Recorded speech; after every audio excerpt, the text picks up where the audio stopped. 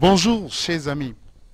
Merci de suivre Nawa Initiative dans son programme You Can Fly programme. Alors, aujourd'hui, nous vous proposons le deuxième thème de ce programme, le thème de l'estime de soi, un sel à part. Alors, parlons un peu de l'estime de soi. Selon le dictionnaire, l'estime de soi vient du mot latin estimare, qui signifie déterminer la valeur de.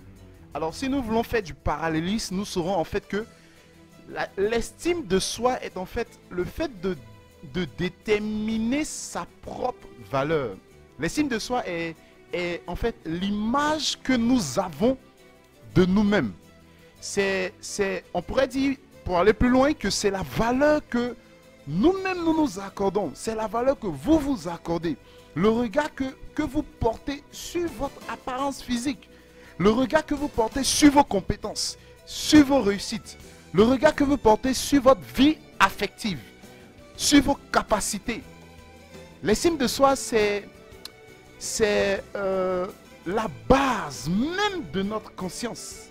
Oui, je pourrais dire que si nous voulons vraiment justifier que l'estime de soi est un sel à part, nous dirons que l'estime de soi est la base même de notre conscience.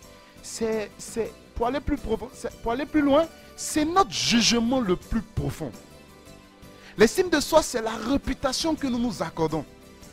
Et par conséquent, le fil au travers duquel nous créons notre propre réalité et sommes en interaction bien sûr avec le monde. Tout ce qui compose notre existence est déterminé par l'estime que nous avons de nous-mêmes.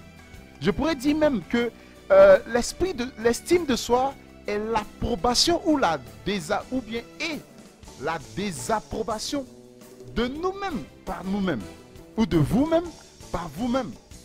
Donc comprenez que l'estime de soi représente à quel point nous nous sentons, à quel point vous vous sentez, à quel point vous vous estimez, à quel point vous vous croyez capable de faire quelque chose, à quel point vous êtes digne, vous pensez effectivement, vous croyez effectivement que vous êtes digne d'estime, à quel point vous êtes valable.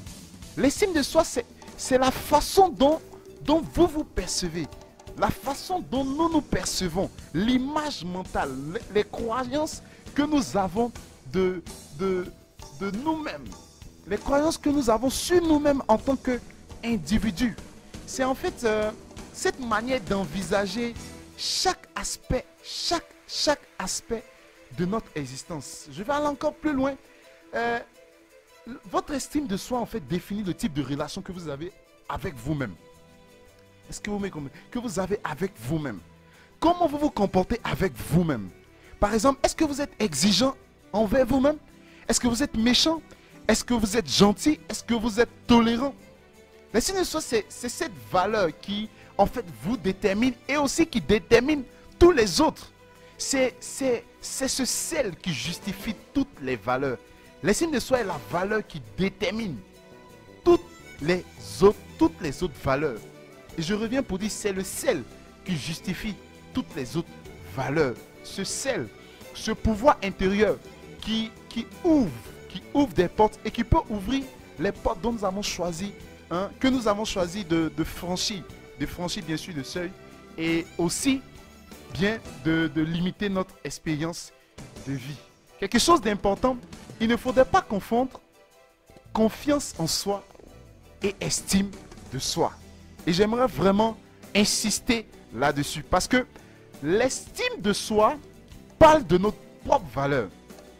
Par exemple, lorsque vous pensez je suis nul, quand vous vous dites je suis nul, quand vous pensez je suis bon à rien, je suis malchanceux, je ne suis pas beau, je ne suis pas belle, il s'agit d'un manque d'estime de soi. Cependant, la confiance en soi est liée à nos actes. C'est la capacité, la confiance en soi, c'est en fait la capacité d'agir, d'entreprendre, de prendre des décisions, d'oser malgré la peur. Avoir confiance, c'est savoir que nous avons des ressources nécessaires pour faire face à une situation. Ça ne veut pas dire qu'on n'éprouve pas peut-être une certaine peur dans cette situation. Mais ça signifie en fait que cette peur ne nous paralysera pas. Là, on parle de confiance en soi. Alors si avec l'estime de soi, on dit par exemple, je suis nul, je suis bon à rien, je suis malchanceux, la confiance en soi va nous emmener à dire par exemple, le manque de confiance en soi va nous emmener à dire, je ne suis pas capable, je n'arriverai pas par exemple à parler en public, je ne sais pas rouler peut-être cette voiture, je ne pourrai jamais être le premier, je ne pourrai pas réussir. Alors il est important de faire la différence, bien qu'il y ait des points similaires, de faire la différence entre l'estime de soi et la confiance en soi. Heureusement, il y a de bonnes nouvelles et j'ai de bonnes nouvelles pour vous. La première bonne nouvelle, c'est que toute image que vous avez de vous-même peut être transformée. Ça, c'est une bonne nouvelle. Et déjà, vous pourrez sourire pour cela. La deuxième nouvelle, c'est que peu importe qui vous êtes, quel que soit votre âge, quel que soit ce que vous avez, quel que soit ce que vous êtes, c'est en vous que réside le choix de créer cette nouvelle personne que vous avez tant envie. Alors, il y a possibilité d'aller d'un point A à un point B. La troisième bonne nouvelle que je veux vous donner, c'est que c'est vous qui avez créé celui ou celle que vous êtes actuellement. Donc vous avez la possibilité, vous avez le pouvoir, vous avez toutes les possibilités, vous avez cette possibilité, oui, cette possibilité de créer aujourd'hui ce être nouveau, de créer aujourd'hui ce que vous voulez être par cette estime de soi. Alors je vous donne un exercice pour terminer cette petite vidéo. Alors comme exercice, vous allez prendre un papier, vous allez prendre un cahier et un stylo. Vous allez dresser la liste de 25 bonnes raisons pour vous respecter. J'ai donné quelques exemples. Par exemple, si vous êtes très disponible, c'est une bonne raison pour vous respecter. Si vous avez une bonne humeur, c'est une raison pour vous respecter. Si vous êtes très créatif, c'est une bonne raison de vous respecter. Et les exemples ne vont pas manquer. Je suis sûr que vous pourrez aller jusqu'à 50, jusqu'à 75 bonnes raisons de vous respecter. Il suffit simplement d'y penser. Et c'est vraiment important. Alors sur ce, je vous laisse en vous souhaitant de joyeuses pensées pleines d'estime envers vous. Mais retrouvez-nous sur nos chaînes de communication.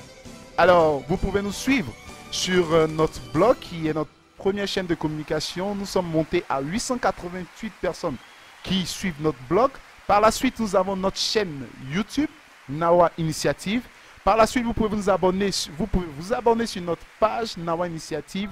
Depuis la semaine passée, nous sommes montés à près de 45 personnes qui nous suivent. Alors, nous sommes à 565 personnes maintenant.